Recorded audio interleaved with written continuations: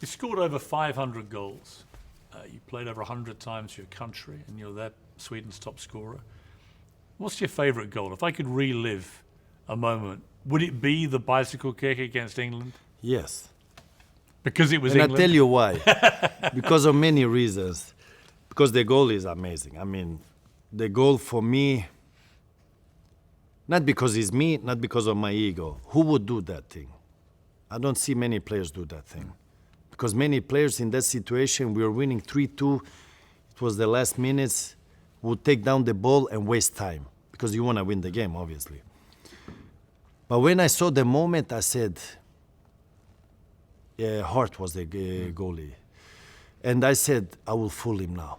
When I saw him run out, I will pretend to go forward towards him, then I will back off. Because I know by experience, you go towards somebody, he will just head it and it will go far out. But I will do opposite. I will pretend to go at him, so at a certain point you will see me slow down, then go back.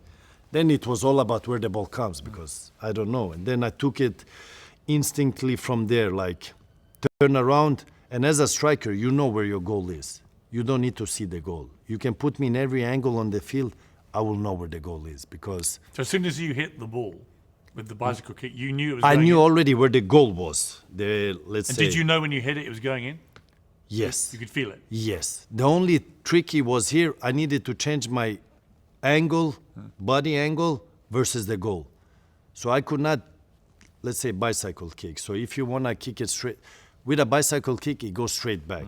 So the only thing I needed was to change my angle body where the goal is. And I knew where the goal is. So I just needed to change, and I know the goal is there. And now just hit the ball, and I was focused on hitting the ball because that was the most important. How I fell or not, I didn't care. You said you were stopped outside in the street by some paparazzi and asked, was Cristiano Ronaldo's bicycle kick goal the best you've seen? And you said yes. Do you still think that? I was being sarcastic. Oh, you were? Yes. You meant yours? Which not many understood. But I'm not there to explain that, because if you cannot read my mind, it's not my fault. So you think yours was better? 100%. 100%. I said in an interview later, you should try it from 40 meters. It's a big difference. Even if his was beautiful, but this was from 40 meters. Is it? I actually asked him the same question, but when you score a goal like that, is it better than sex? I mean, my game in that game was crazy. Because why it was, that's what I wanted to come to. That's not the answer. Yeah, but you have to see the whole package. But that moment, the goal, no, I understand. sex is better. Come on, my friend. Sex is better. We don't even go there. Sex is 10 times better, not 1 time better.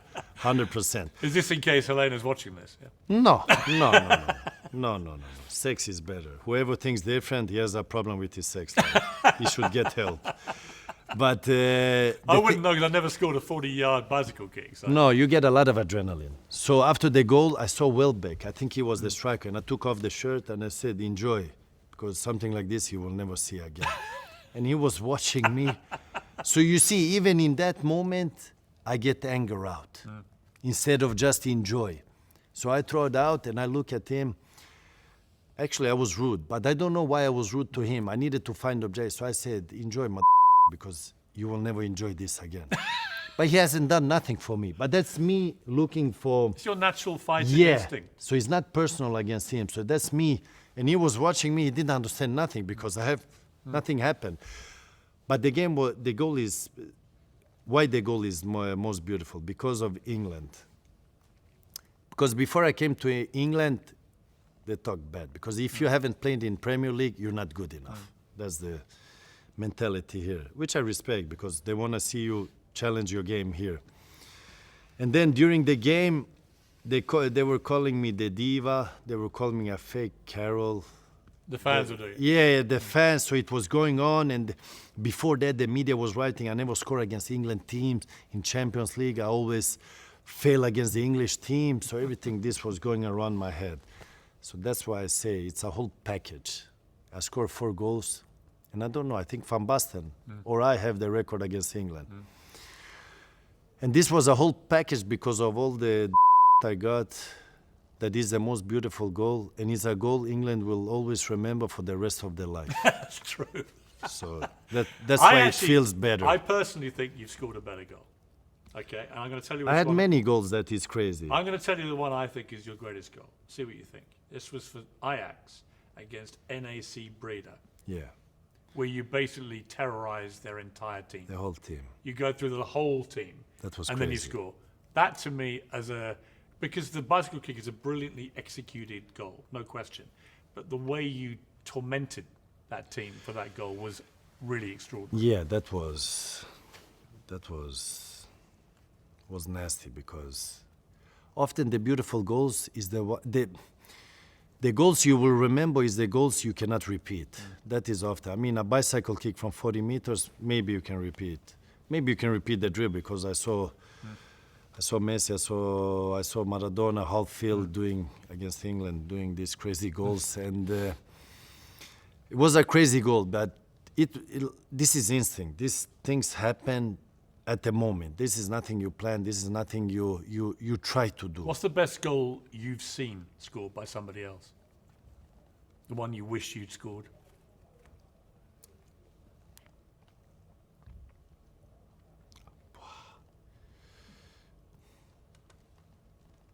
I think my goals, not for my ego, my goals are crazy goals. Crazy because I'm 197 and I'm 97 kilos, so it's not normal to score these goals if you have this size. But a goal I would like to score, I mean, I like the Zidane goal in the final when he with the left foot, because it's difficult to repeat, and those goals that you cannot repeat is the most goals you will remember. But I have from top 10, I have maybe 5 goals. Who is the best player you've ever seen? For me, best player is the one that changed the game. The one that you will go out as a young fan and you will do what he does. For me, Ronaldo, the phenomenal, when he came out, was different. The Brazilian was different, because I remember I was young boy, and when I saw his games, and on that time we didn't have digital platform. We had only YouTube, so we could see on YouTube these tricks, these dribbles, these goals.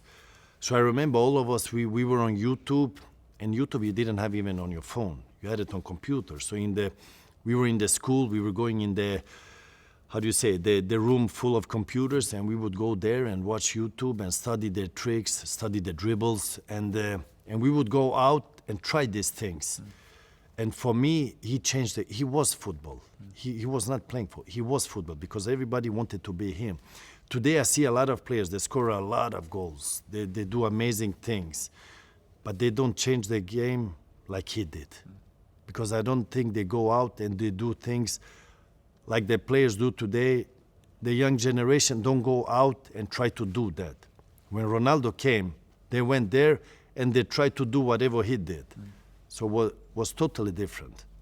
I mean, I would say that he was absolutely sensational, but obviously had a very short career, comparative to, say, the other Ronaldo, Lionel Messi, yourself. In fact, the phenomenon has said about you that he really respects you for the longevity of your career. And I think there is a special thing about you, Messi, Cristiano Ronaldo, the ones who've had these long careers. Yeah. That is an extraordinary achievement, isn't it? When so many other players, That they continue, get injuries, how do you or say, they continuity. yeah. Like I mean, that shows to long me term. It shows to me a steely discipline about what you do, and a bit of luck. You got to be lucky you don't get bad injuries, but also a discipline to do that, and a hunger that you want to keep doing it. It's a big discipline. Why? Because you can have players that had an amazing year and then falls out. You can have players that won the World Cup, then you don't see them anymore, or you don't remember them. You can have players that won the Champions League, and you don't remember them. I didn't win the Champions League, but they will remember me. I'm not worried. But in the long term, you have players that played 15, 20 years, and they kept that high level. But then we talk different. How long did you last? Like, let's say, it's a different situation we talk about. When we talk about the proper player, the individual player, obviously, we have different lifestyles, we have different profession, we have different mentality. For me, I stopped now 3 months ago. I came to 41 and I still played on top. I went a visit to America. I came back. Normally you go to America, you don't come back. But I went there, I came back, and I proved age is just an age. You can still play depending how you take care of yourself and how you approach things. Obviously, you need to be intelligent because the player I was when I was 25, I'm not the same player 35. So if you're intelligent and you can manage that situation to change your game, because obviously you have to change the game. I'm not the same type of player when I was 20, 25, 30, and you go up. You have to play differently. In the list of all-time great footballers, where do you put yourself? I mean, now I have to speak as a fan because what are we judged after? What we win, collective. What we win, individual. I'm talking about individual quality as players. Just the skill without winning anything. Yes. I think I'm the best. Without joking. I'm the most complete player that ever exists. Skills and all this. If we talk about I didn't win the Golden Ball, no, I didn't win. I didn't win the Champions League, no. If those things matters, no, I'm probably not on that list. I had the honor and luck to win 34 trophies and collective trophies. Some individual, because the individual comes with the collective. So if the collective does good, the individual will do good. So, but when we talk pure, only the player, the abilities, no, I think 100%. No joking. See, I love that about you. I would love every striker that's ever played for Arsenal to have that mentality. Yeah, they had their chance. Yeah. That you have to discuss with Wenger. I'm going to come to that. I'm coming to that. Okay. Let me ask you first of all. No, but I think it's not about being arrogant in that. I think if you self-belief, surely. Is confidence. Backing yourself. But also backing it up by, I believe it. Listen. I mean, you love Muhammad Ali, right? Wait, I will do another example. Yeah. When I say I am God, you think I'm joking or not? You tell me. I'm not joking. When I come on the field, I feel like that. You feel like God? I feel like God when I'm on the field. An omnipotent power. I feel untouchable, and I feel I will smash everyone that comes in my way. That is the mental part. Let's say boxing. Tyson Fury is the champion. If you ask me if I could smash, I would say yes. I would smash him. You could beat Tyson Fury? In my head, yes. But when I come in the ring, he would knock me out after 2 seconds. But the mentality is, yes, I can. Yes. But in the ring, he would eat me alive, without doubts. But my mentality is, I can. Muhammad Ali said, who I know is one of your heroes, he said, if you talk the talk, you've got to walk the walk. Yeah, 100%. And he did that. You did that. I mean, for all the trash talking and the boasting and everything, the truth is you delivered on the pitch. If you hadn't done, then you're a clown. No, but then you're a work. clown. I agree. Yeah. You're a clown. You don't do that. You have to back up what you say. Then it's better to be silent and not saying nothing. But I'm that type of guy. I believe it. I have a vision, and I will arrive there. And I'm 100% I will, because I'm a winner. What do you make of what's happening in Manchester United? They were the dominant team in the Premier League for so many years under Sir Alex Ferguson. They've not been able to replicate that. And right now, they're really struggling. What do you put it down to? I remember when I came to United, and whoever I met there, everybody was talking about how Fergie would do it, Ferguson. This would not happen with Ferguson. This Ferguson would not do. And I was like, listen, I don't care what happened before. I'm here to do my own story, my own present time, and be remembered for what I did now, not for what he did something. I respect that. He brought the club wherever he brought it. The club is because what he did, but time goes on, like is the next generation and that. And when I came, we won 3 trophies the first year. And but I don't know if it's the English system or not, because above the coach, there was a gap from the coach and the owners. There was no really football people between there. So what I was used to, we had football people between there that would come and smash us when it was bad. not giving a lot of credit when we win, because if they pay you a lot of money, you play in a big club, it's normal to win.